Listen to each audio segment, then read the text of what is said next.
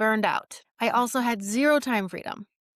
I mean, I was that person writing on vacation, sneaking out of the cabin to go to the only place that had Wi-Fi on the island, which was the library, and parking in the parking lot because it was closed at 11 o'clock at night and bringing my laptop and trying to get the Wi-Fi. And I was not alone in the parking lot. There were other people, pretty much all men, in the parking lot trying to sneak work in. That was me. And then I decided to get out of that because I burned out, and I got out of it about 2 years too late because I really burned. Welcome back to the Time Freedom Podcast, where you can learn how to rethink your work and your money to create a life you love right now. Join us for insights to help you find meaningful freedom so you can choose how and when and with whom you work for as long as you want. Here are your hosts, me, Brian Harriott, and Kirby Dennison. Welcome to the Time Freedom Podcast. Today we have AJ Harper with us. AJ is an editor and a publishing strategist who helps authors write foundational books that enable them to build readership, grow their brand, and make a significant impact on the world. As a ghostwriter and developmental editor, she's worked with newbies to New York Times best-selling authors with millions of books sold. AJ is writing partner to business author Mike Michalowicz, and together they've written over 10 books, including Profit First, The Pumpkin Plan, Fix This Next, and their latest, The Money Habit. She is also a partner and head writing coach for Heroic, the premier speaking training program created by Michael and Amy Port.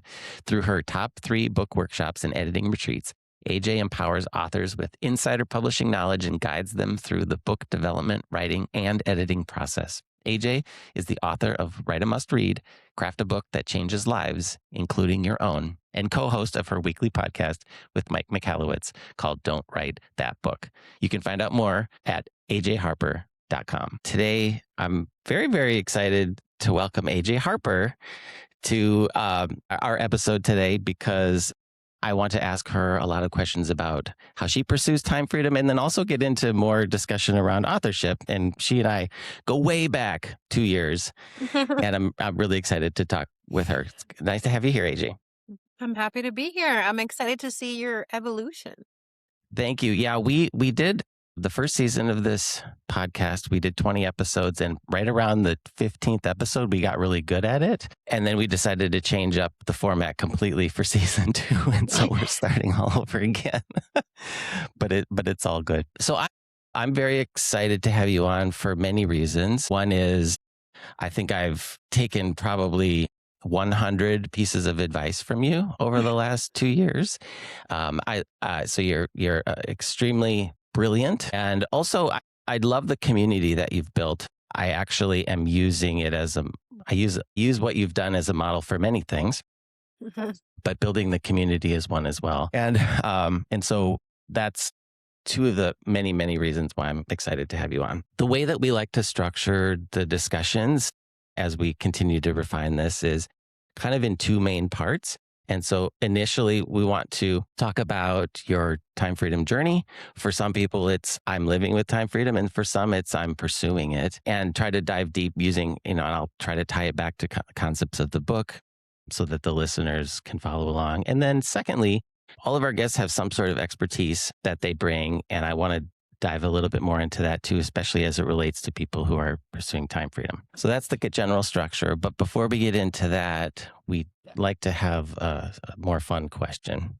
Okay. And both Kirby and I answer as well. But the question actually is, what do few people know about you? And for some, it's really easy. And for some, it's hard because people are kind of open books, right? They have a persona out there. Few people know about me. Yeah. That's we know that you love We know you love Sister Wives. We know you love Good Hang. And by the way, I listened to that episode that kicked off Good Hang where Rachel Dratch was so like disheveled. So funny. It's so funny. Yes. It's so funny. My wife loves that too. Few people know that I think if I could have had a different life, that I wish I could have been a dancer. Oh. Yeah, I love it. Like what kind of dancer? Almost any, probably not ballet because that's too, first of all, I don't have the body type for it, even if I were skinny, but also it's too rigorous, or just more fun kind of dancing. Yeah. Like in group, in part of a chorus. I aspire to learn the full chorus line choreography. Do you remember that musical? Yes. Was that the one where they do the One kicking? singular sensation, every little step Yeah. she takes. Yeah. Yeah. Mhm. Yeah. Yeah, I'd aspire to learn that whole choreography. That's I mean, awesome. it's a lot All of right. Okay. kicks. I don't think I can do all the kicks, but it's a good You didn't goal. pick I'm glad you didn't pick ballet because aren't people's toes like just completely Yeah, I don't wanna be destroyed from destroyed. the No. yeah, yeah, You know Kara Poppet, she's a fellow T3 alum, and she wrote yeah.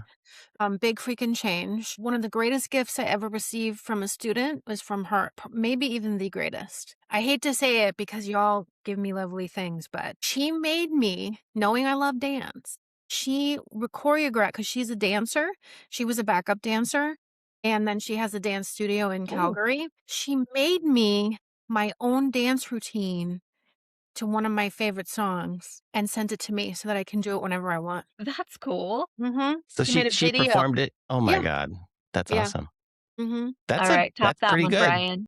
No, you go next. I usually go second, but Well, I mean, you have to make AJ a video, oh, a that's dance what video. I mean, Yeah.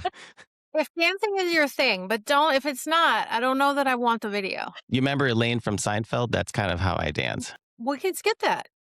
This is one I know I haven't said on the podcast yet, which it's getting hard, AJ, for Brian and I, because we have so many episodes from the whole thing. But I'm actually one of 7 kids.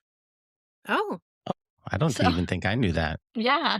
My parents were both married before, and my dad had 3 boys, and my mom had 2 girls. And then when they got married, they actually had me and my little brother. And they fought when they had me because my dad was like, I only have boys. And my mom was like, well, I only have girls. And so it was kind of a surprise when I was born. They didn't believe it that I was a girl until I was born. so it's a Brady Bunch thing plus if the Brady Bunch parents had had kids. Yes, Okay, very much so. nice. This is maybe for you specifically, AJ, but one thing that people don't know about me that you probably don't know about me is I had not intended to go to that Boston retreat or that Boston book thinkers conference until I found out that you signed up. And I actually came out there specifically to hang out with you because it had been so long since Madeline Island that I wanted I to do that. I only went because you and some other students were going.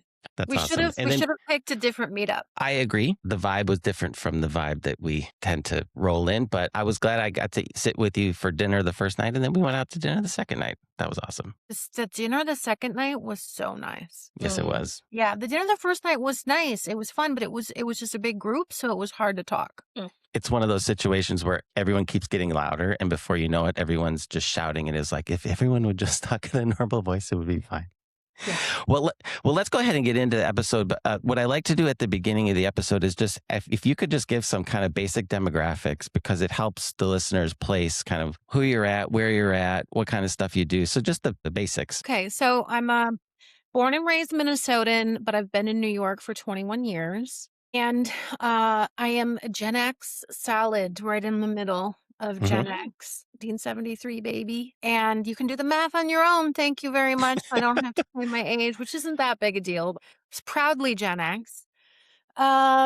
Married almost 30 years Wow. and Wow, that's one good. child who just turned 21. Ooh. Is that good? Is that good for the That's little?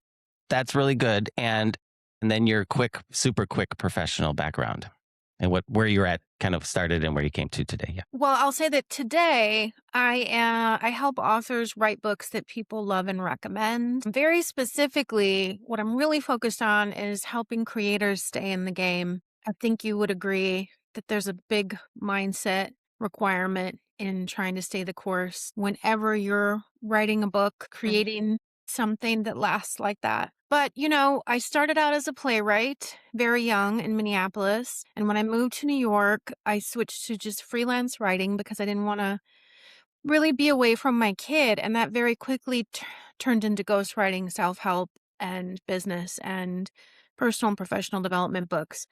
That was in 2005, and I've been doing it ever since. I stopped ghostwriting about 10, 11 years ago. I wrote for a lot of amazing people, but I burned out. I also had zero time freedom. I mean, I was that person writing on vacation, sneaking out of the cabin to go to the only place that had Wi-Fi on the island, which was the library, and parking in the parking lot because it was closed and 11 o'clock at night and bringing my laptop and trying to get the Wi-Fi. And I was not alone in the parking lot. There were other people, pretty much all men in the parking lot trying to sneak work in. That was me. Mhm. And then I decided to get out of that because I burned out, and I got out of it about 2 years too late because I really burned. And then I decided to teach what the methodology I created to write these game-changing books. So I'd created my own system for as a ghostwriter, and then I started teaching it, which is how I met you because you took my program. And I'm very, very proud and love that work. I teach authors how to write books that deliver on its promise and really make a difference in the world. And I teach them how to navigate publishing. In between all that, I also co-founded an award-winning publishing company that was for fiction, which we also sold a few years back to a mid-tier publishing house. And I've worked with authors in every capacity. Newbies, New York Times, people who've sold almost no books to people who have sold literally tens of millions of books, even an author who's sold over 100 million books. So, I've done a lot of those things. I also lead writing faculty for Heroic and developed Mhm. 2 different programs for them, the curriculum for them. I mean, I got, I wrote a book, Write a Must Read. I got Nice. a podcast with Mike McAllowitz. I haven't mentioned that yet. I wrote all his books with him. He wrote most notably Profit First. And we have a new book coming out. I don't know when this will air, but it comes out in January called The Money Habit. What else? I mean, That's all good. yeah. Well, I mean, you're doing a lot of things and you're doing them entrepreneurially. In my book, Time Freedom, I have the Time Freedom formula, which then is translated into different ways that different people tend to find time freedom. And it's usually, some sort of kind of more minimalist life and focusing on lifestyle and scaling back. That's one way. The other is the traditional, like I save a lot and I grow my investments. And then the other one is the entrepreneurial way. It definitely seems like you lean into the entrepreneurial path. Yeah. Is that You correct? Does that go back don't a want me distance? as an employee. No, I have been entrepreneurial. I mean, I've always kind of been entrepreneurial, but my last straight job was in March of 2005.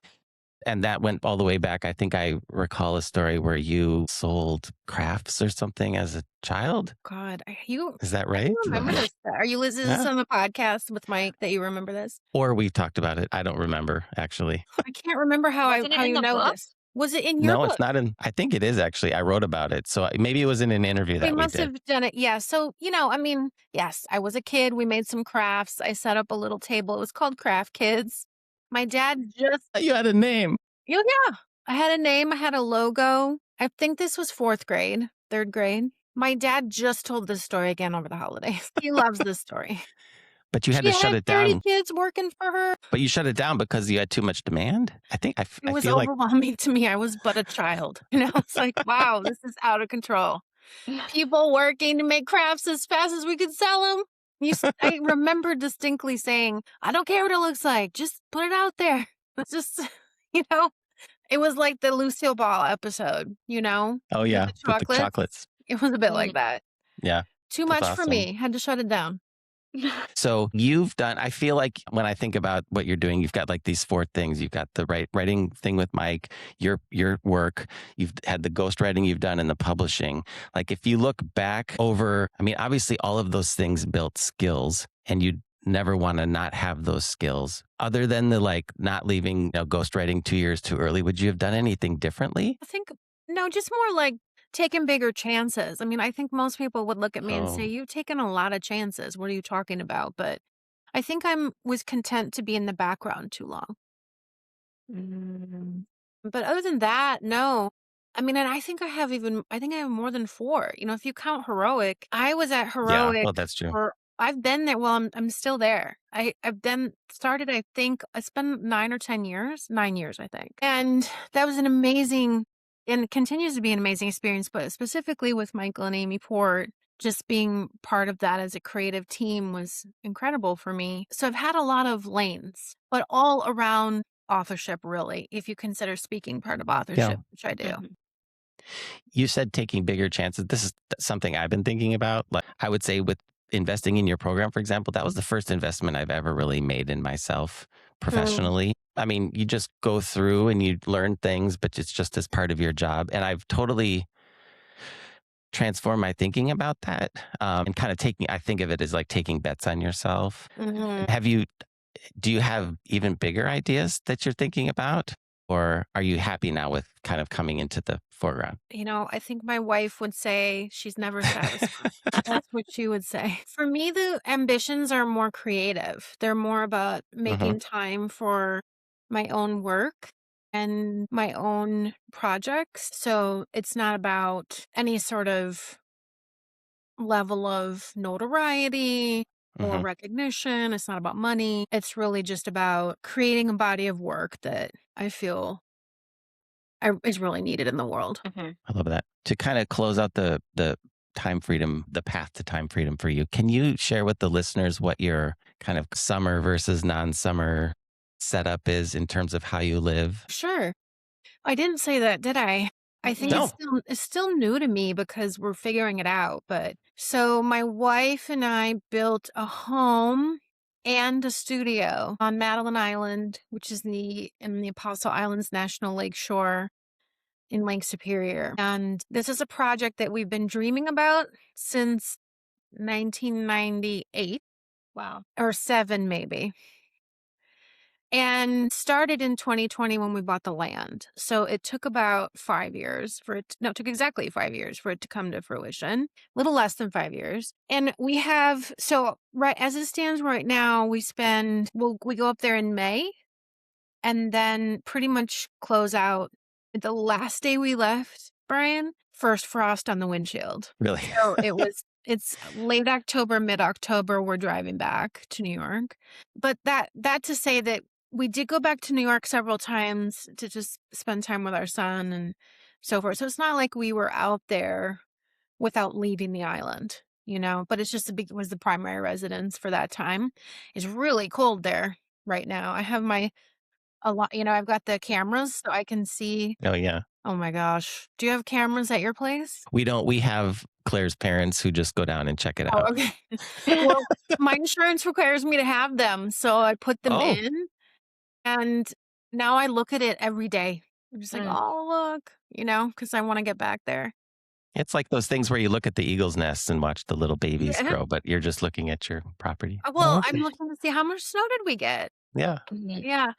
The thing that I did to make that work is I have a studio, and as you know, you've been in it. And the studio is where I work. I have a full podcast set up in there, my full office, and then I have a giant conference room, which is where I do editing retreats. And so that is how I made this work so that do last year we did 4 editing retreats, but now we're just going to do 3 because it's just easier on the team. And so then that actually pays for our entire lake home. So what you did is you decided this is how I want to live my life, and then you structured your work around that to make it so. Yeah, so people think it's a vacation home. It's actually not. It's Mhm. very much structured so that I can do my work and so that we can welcome students, but also have our own space. And we considered everything when we were building it. So we had an architect work with us. It's easier if, that was definitely a spendy piece, but I think it was worth it because everything is tailored now. So I can also do VIP days I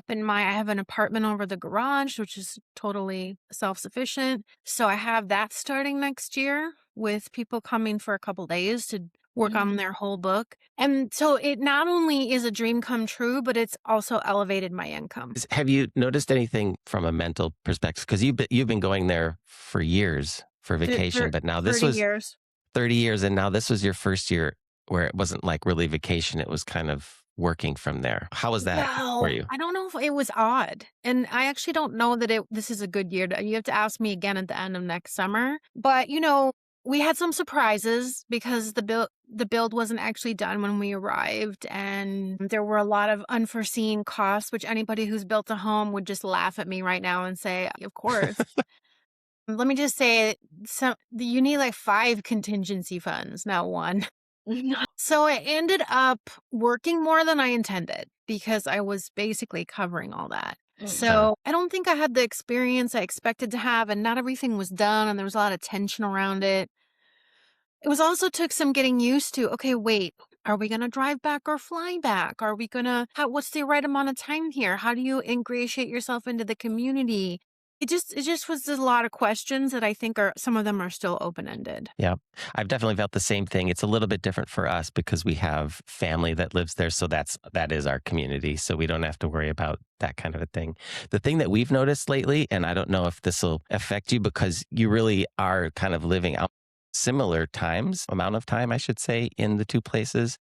But we've had this realization lately in this kind of strange way that having that summer place can hold you back in a way in Mm, terms of like not taking that 3-week trip to Europe instead of feeling like you got to go back to Wisconsin. I can see that. And Mm. so it's just these things that you kind of discover when you decide to live Well, this listen, way. I have already planned a trip to Europe, but in the now months I'm not. Yeah, that's good. Yeah, so Mhm. that's one. I don't think I can get my wife to go off the island for 3 weeks. And it's not that's what we've also uncovered. It's not either or. It's not like you can go to you got to figure out a way to do both. And what I heard you Mhm. say is you're able to ramp your work up and down based on Mhm. the amount of money that you need. That's freedom. Yes. And, I'll tell you as I would say two of the greatest things that happened with having this other environment. When we left in October to come back, I was ready. I was ready for the energy of New York. It's a totally different vibe here. I was ready to grab hold of that. I'm going to be so ready in May to go back up to the lake and that downshift and that calming of my nervous system. And there's something about allowing yourself to be completely transported. I think we Mhm. need this. We staying in one place can be it's not always helpful. And you can get that without having to move to a different state, but I'm looking forward to that. And then it was also great because I could go drive in my car and see my mom. So my Yeah. mom is in a nursing home. And that freedom, that is the ultimate freedom. Right now, I fly to see her. I stay in a hotel for 5 days. Mhm. And then I'm lucky with my freedom from my work that I can just do a little work in the morning and then go spend the day with her watching game shows in her room and go back to my hotel. But it's still a lot to travel from New York, then drive 2 hours, then stay in a hotel, then go back. Whereas being at the lake, I can just get on the ferry, drive, see my mom, come home, get back on the ferry. Yeah.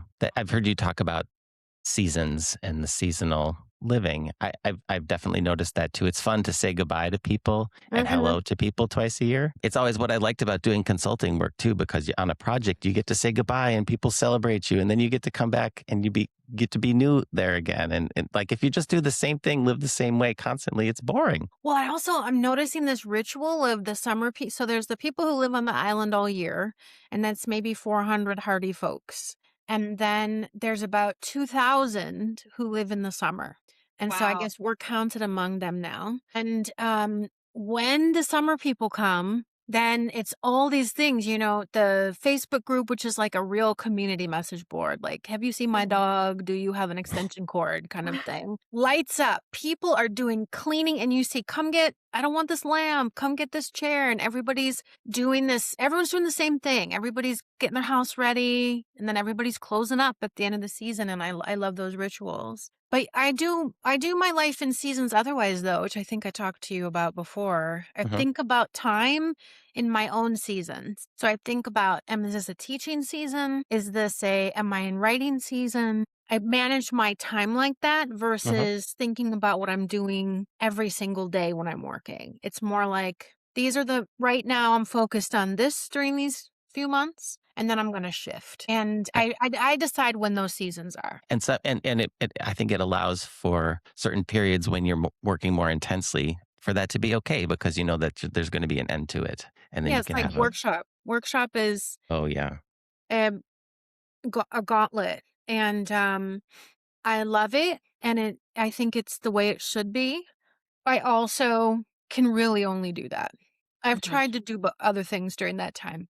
It's not healthy. But I only do it once a year, Mhm. and I'm mentally prepared for it, and I put up buffers so that at the end of it, I'm just doing nothing. And you sort of get good at figuring that out. It doesn't have to follow 9 to 5, and we don't have to make time block changes for the whole year.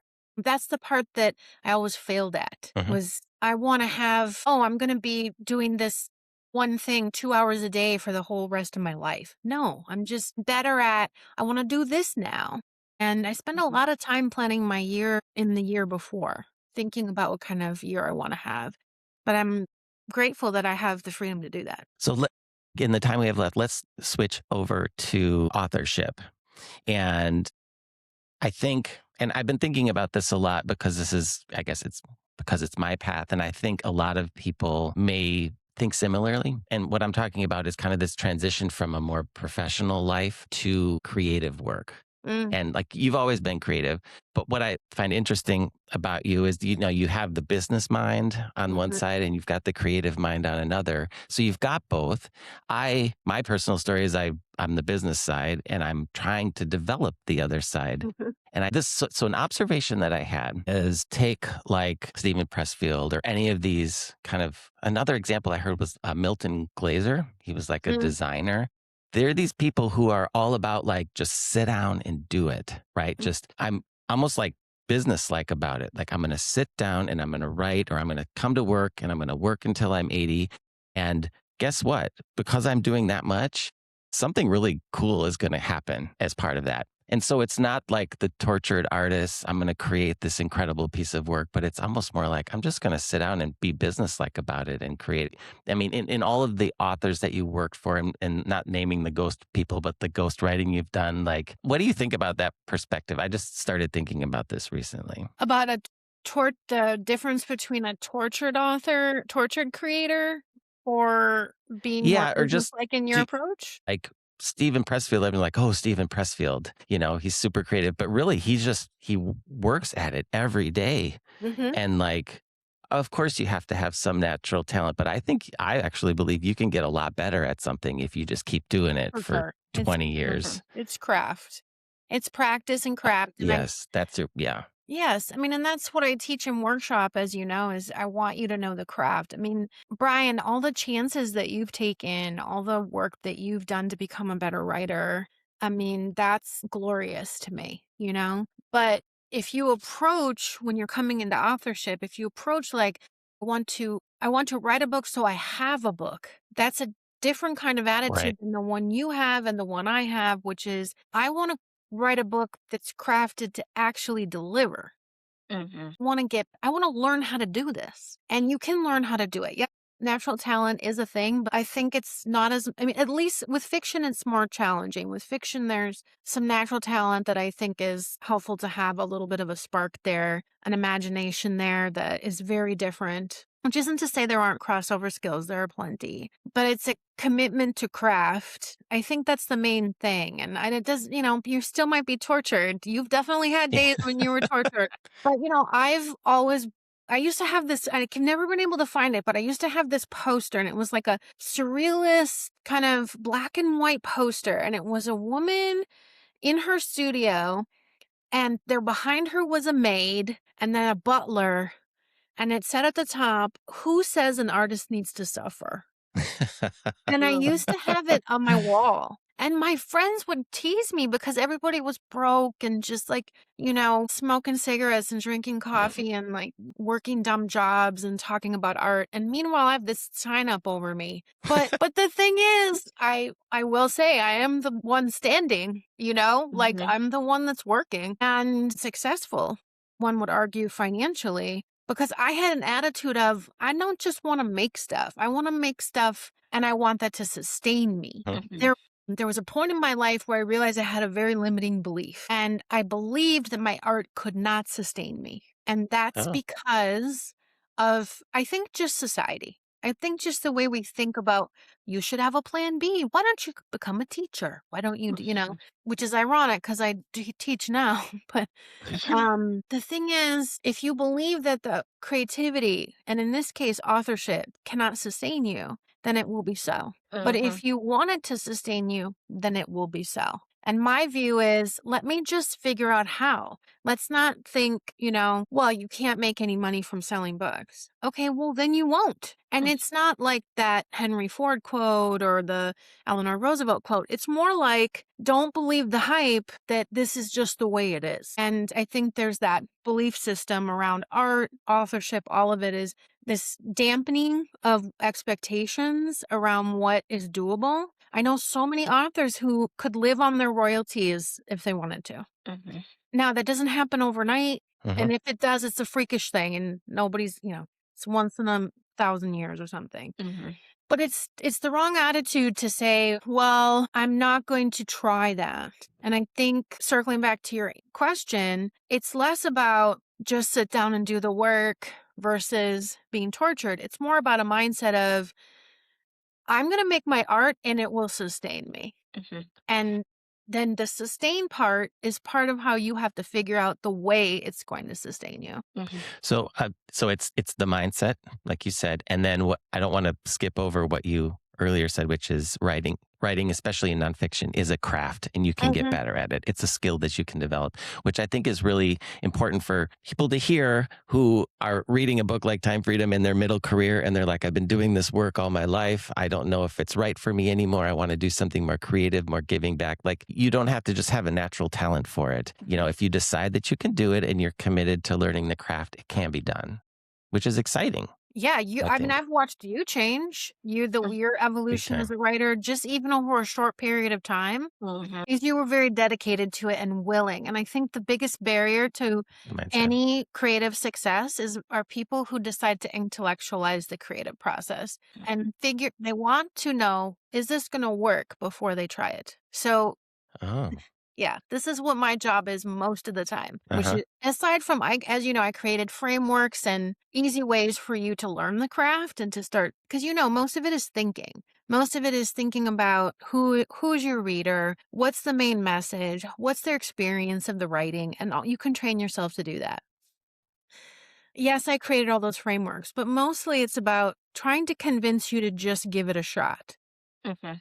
And most people want you to tell them if it's going to work before they'll try it. But successful Yeah. creators will try it to see if it works. Mhm. And I have a thought on that too, is if you're gonna go from thinking about it to doing it, then what's a good way to do it? To model it after somebody who's done it successfully. So, want to start a podcast? What's a format that I like? Oh, I like Don't Write That Book. So Kirby and I basically did that, but for a different topic. Yeah, Or I like how this person does this. I'm going to copy their version until you get good enough at it that you can go off and create your own. I don't know. sure. I mean, you're talking about the, approach. All you did was you like that Yeah. on Don't Write That Book. Mike and I it's just the two of us talking about a topic and bantering back and forth. It works for Yep. us because we've been working together for 17 years and because we're the odd couple. So that works. Like, if you're old enough to remember The Odd Couple that used to be on TV.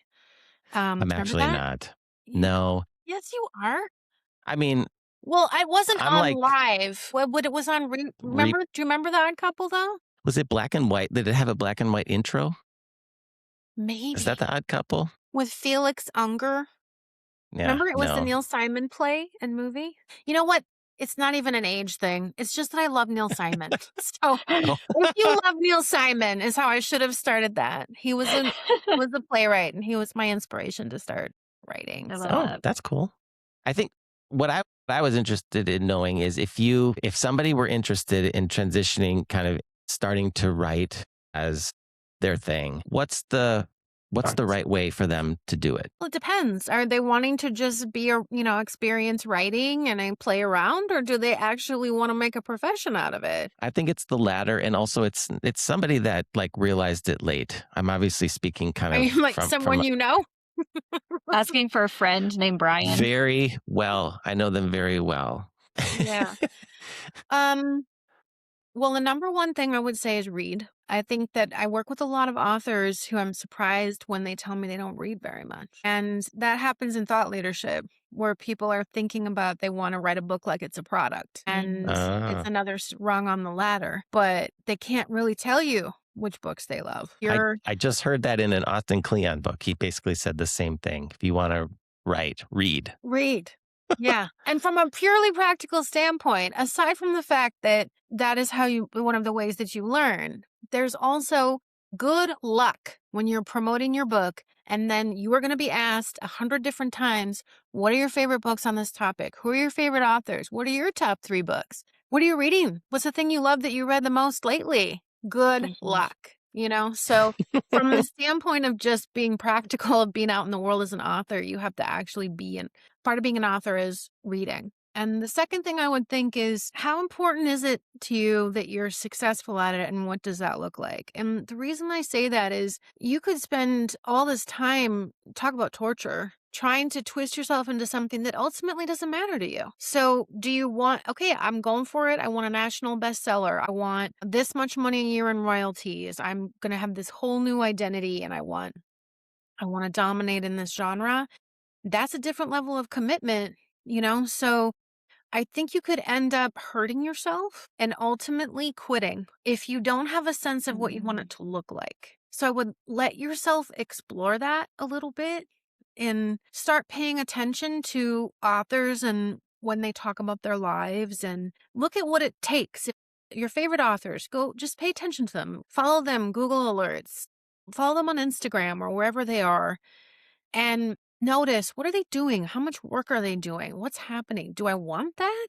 Do I want to deal with that? Just start paying attention so that it stops being this sort of idealized view of authorship and starts being something that you can imagine for yourself, that you actually want. Because I think a lot of people don't realize, wait, I don't think I want that. Mhm. I I think love that that. that goes back to kind of your mindset piece too, AJ, that you were talking about, because really your unconscious mind knows like when it's going to call BS. And if you can't see yourself, then it's not going to help you get there. So really being clear on what that looks like for you and not just being another ring on the ladder, like you mentioned. Yeah, and I don't think that you know right away. Like, Brian, Mhm. you think differently about authorship now than you did when you started in my program. Mhm. Absolutely. Tell me how you think it's changed. Well, for me, I really I didn't really know what I needed to know back Mhm. then. Like, I just thought, like you said, a book is something that you produce. Now, the thing at least that I had going in, because I had listened to your book, was I knew I just didn't want something that I wasn't proud of. So I Mm-hmm. was very well aware that all the marketing in the world isn't going to sell a really terrible book. And so I was very committed to putting my absolute best effort. So that's about all I Mhm. knew, right? Like, I just know that I want to figure out how to do it right. Boom. But since then, I mean, how? Well, what does that mean? Mm-hmm. And I think even just reading it once through is not enough to make it stick. Like the particular example that I tell time and time again, and this is like an AJ specialty, I would say, is the concept of the call to greatness in Mhm. a conclusion, like as a technique to make an incredible book, is very specific. I had no idea about that really going in now. And all the new books I read the outline or the Mm-hmm. table of contents, and then I flip to the end and Mm-hmm. I see a 2-page terrible Mm-hmm. summary at the end. And I'm like, wow, it's really true. Mm-hmm. People, this is just not known. No. Well, I Like, oh invented my, it. I know, and it's like I love it. I Mm-hmm. absolutely love that. But you can rock it now. So your next book, Brian, you got Right. that. You can rock, you understand Mhm. what that is. But I'm sorry to hijack I'm so curious. No, How do you see yourself differently as an author now? Like, what do you think you want now that you didn't want before? I think before I just wanted to learn it. You know what I Mm-hmm. mean? Like I didn't really think, I want to get my ideas out there. I mean, I did, but it wasn't like I want to change lives. It's more of the including your own part. I wanted to like change my own life by Yeah. figuring things out. Yeah. And Mhm. now? Claire even said that to me just the other day. She's like, I think I know why you get up at 6 a.m. and comment on Oliver Berkman's Substack note. It's like you want to figure out the game and see if it works, right? You kind of want to Mhm. figure it out. Um, but now it's just a deeper, richer understanding, which then makes you more appreciative for what a great book could do. Mm, Right. And so Morgan Housel, The Psychology of Money, chapter 7, right at the beginning, that changed everything for me. Right. It yeah. basically blossomed this whole book. And so now I'm thinking, could that be my book? And somebody see some part of it and go, holy crap, that totally Mhm. changed my life. And the thought of having that impact on somebody really feels pretty cool to me. And I want to just do more and more and more and more and more of that. Yeah. So you got the bug. But yeah. Yeah. And now you have all these skills. Mhm. This one I think of like I did tile and grout on the back of our kitchen, and I started in the corner that was terrible and I was awful, and by the time I got to the other end I was pretty good at it. And I'm Mhm. like, well, that's great. I have that skill. I'm never going to use that again. and so and so now I'm like I'm going to, especially once you get through all the marketing stuff, you're going to have this full suite of skills. I'm like, it would be a shame to not do another one. And it's like when you asked me what I'm focused on, it's my own body of work. And I think my great joy is when all of you shift from saying that you're coming to write an amazing book and you start thinking about body of work, because then now we're cooking, Now you we're know, cooking.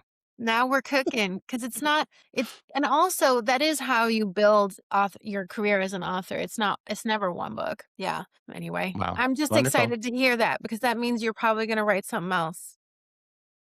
I think as an outsider looking into like watching Brian's transformation through the process has been incredible. So that speaks to your work too, AJ, and like seeing his perspective because I remember when we first started together, it's been almost 2 years ago. So like right at the start of the book process, he was like, absolutely no social media. Like, we're not doing it. Like, we're just gonna we have this book I and we're did going to go say to the that. stage and we're going to speak. And his whole foundation now has completely changed. And it really is down to the thought leader of how do I continue to make a bigger impact?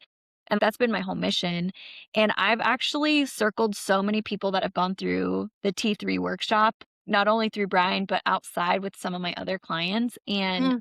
so it always circles back. And I remember I was talking to Trevor. It wasn't that long ago. I can't even remember what they were doing, his early read maybe. And I told his assistant, I said, the one thing that has helped me the most is read AJ's book. Mm. And like I've recommended it to people that I never even knew I would recommend it to. And so even You can not see being it an back there on author, her shelf. See that back yeah, there? it is back You there see it? I on my You should can't shelf. see it. because it's blocking me from seeing you, but I'm so glad that it I'll Yes, send you a exists. it's there. picture. It's there. Send me a picture, Kirby. Yeah, I absolutely. will. I think that's so kind. Well, I want that for you, Brian, and that will be that way for you. I firmly believe you're going to start hearing from people out of the blue and what a difference it made. And you're in my same boat because sorry, that was terrible grammar. You're in the same boat. That's old Minnesota talk there. My same boat. You and I are in the same boat in that it's going to take your readers a while to actually get through all the work and to start to see a change. But it's really remarkable when they do. Mhm. Yeah, that's coming. I can't wait to get that Amazon review or that email. It's Oh, gonna the feel. email It's is gonna gonna make be me the feel thing. good. It's the Yeah. email where somebody tells you what they did because of something you wrote. Gives me the chills. I'm excited.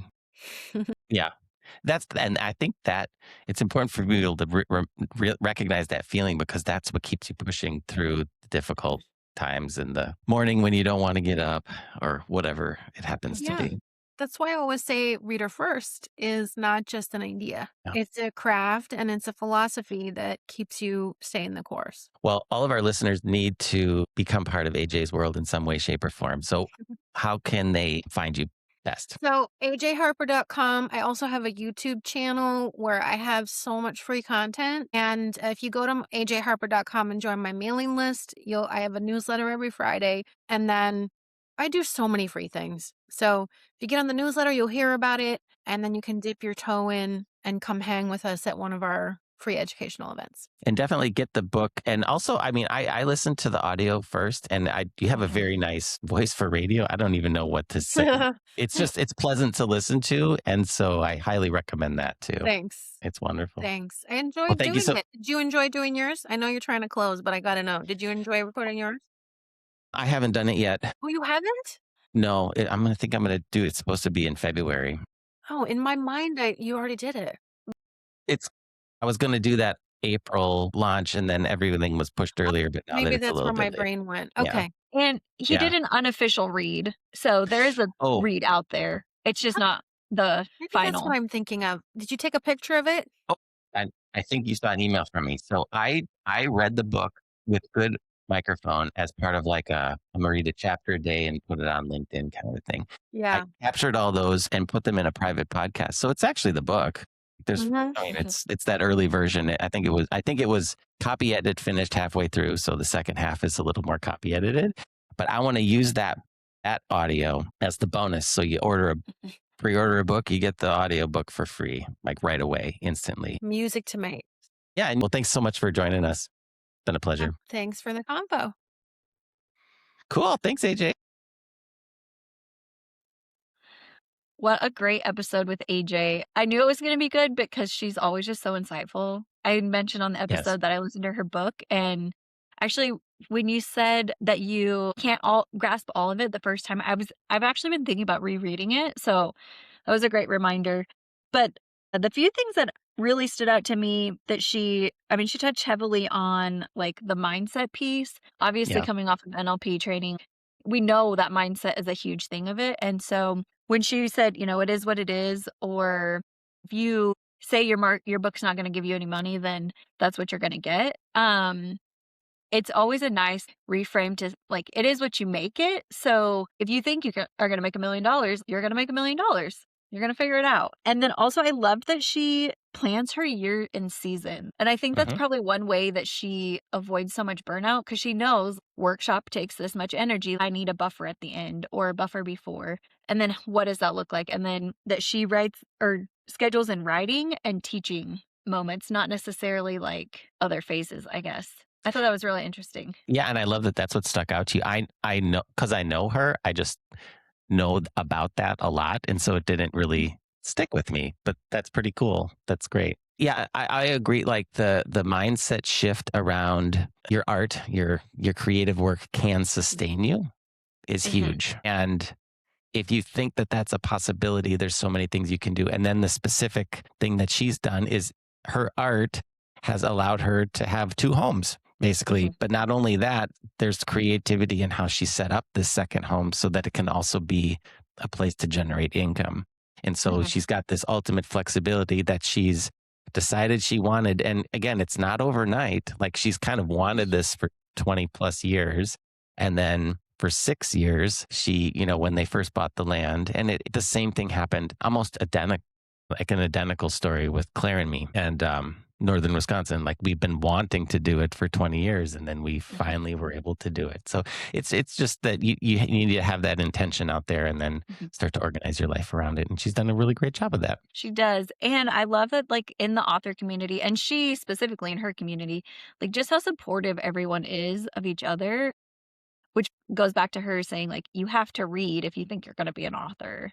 And that's how you find some of your biggest supporters. So it's just fun. I love her. All right, another great episode. Yes. Thanks for joining us.